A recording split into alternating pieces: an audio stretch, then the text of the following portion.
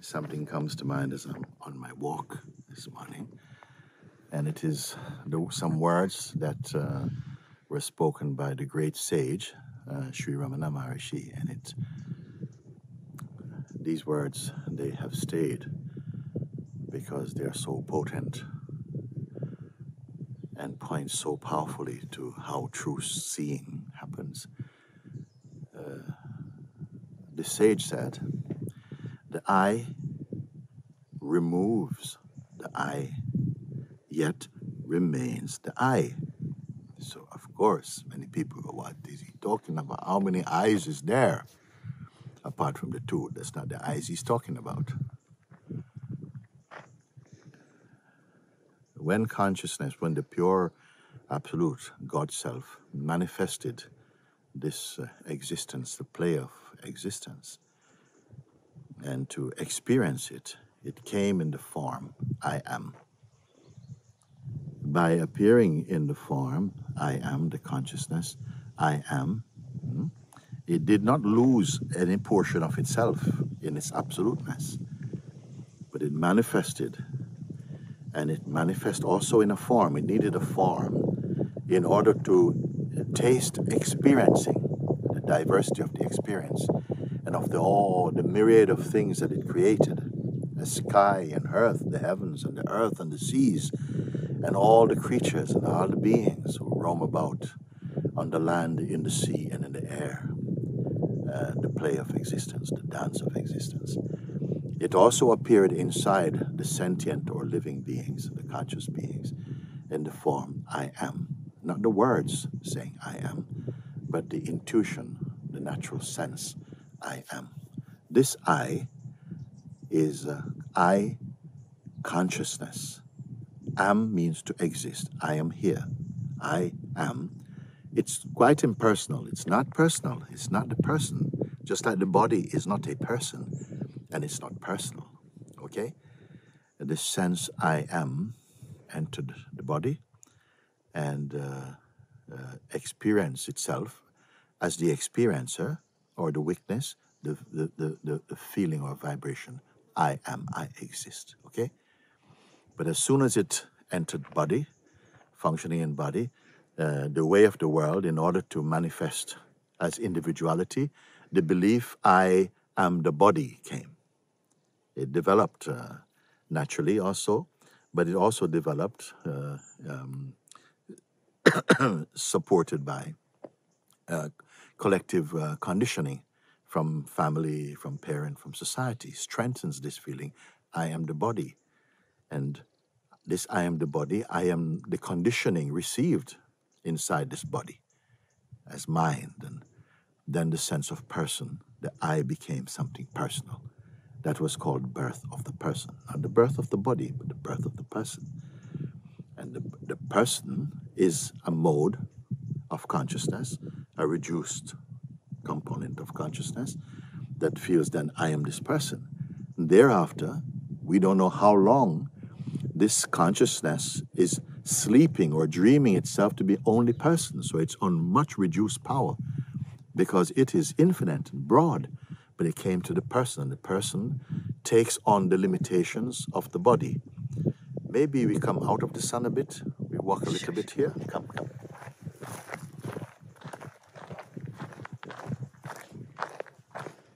This personhood identity of consciousness, which is formed with the feeling I am the body, became the basis of the personal existence.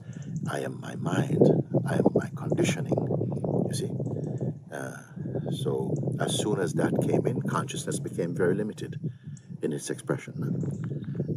So it became selfish, insecure, because it recognized that the body is subject to pain, suffering, mind and body, also sickness, death also.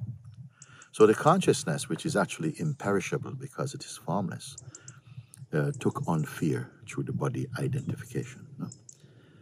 So by coming to satsang and learning now, being shown the way of observing, witnessing impersonally, one begins to see. The seeing becomes self-evident that the person and all of its characteristics and identity is actually a thought-based that has been strengthened through habit, you see, and it's observable. And if it is observable, as all things which are observable must be accepted that they are not stable, they come and go.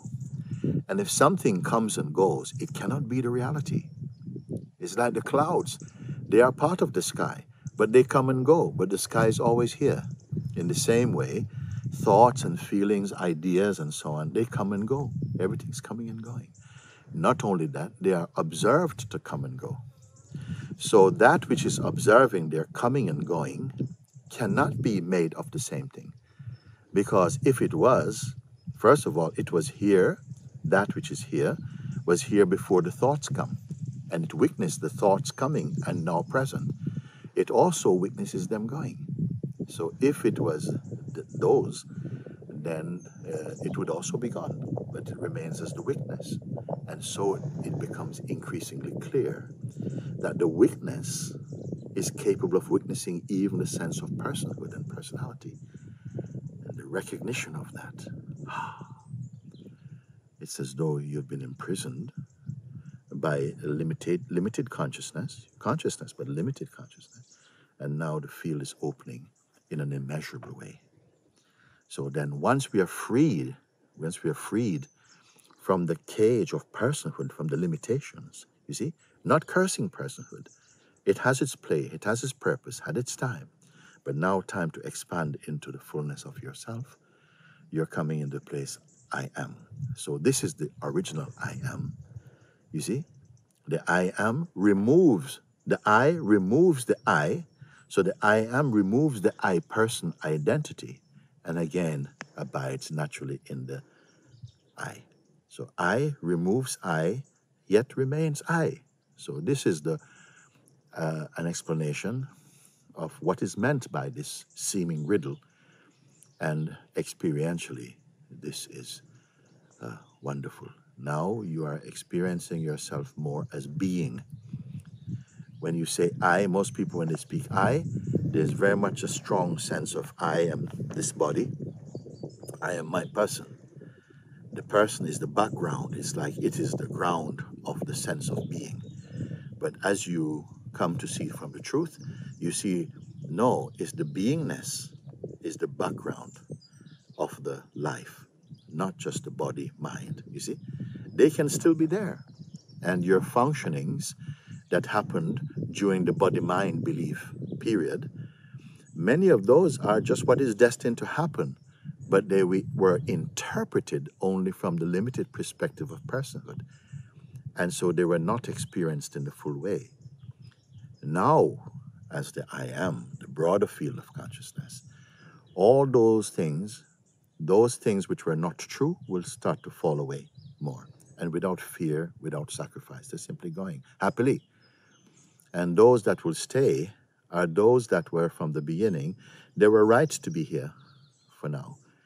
You see, now they are in service to the broader consciousness. That is the leap, the change from person to presence, from person to presence. And then from presence to complete purity. We will talk about that another time. Okay? The first step, the first great step of awakening, other people may call it salvation, freedom, liberation, is the shift from person to presence. Person is very much, we know what person, how it behaves. Everybody's different and sometimes selfish or sometimes kind, sometimes this, sometimes that. The range of personhood is very, very wide.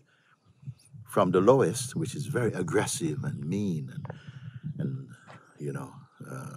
afraid and insecure and judgmental and slanderous and quick to believe wrong things. That's the low end. To the person which is more pure-minded and honest, open, kind. That's also within the range of personhood. But beyond this, in the space of I amness, there is equilibrium, there's harmony, There's not a somebody being that. It is just the being itself. And so in this space, the mind is more intuitive, more spontaneous is life, more free, more open, like this. That is the quality of beingness. That is the true human being, you can say. But beyond this is absolute purity. And this I will share with you. Eat now what you have been served. For those of you who feel in your heart to follow this, you will see the fruit and taste the fruit of it. This very day it will begin and continue to strengthen. Okay?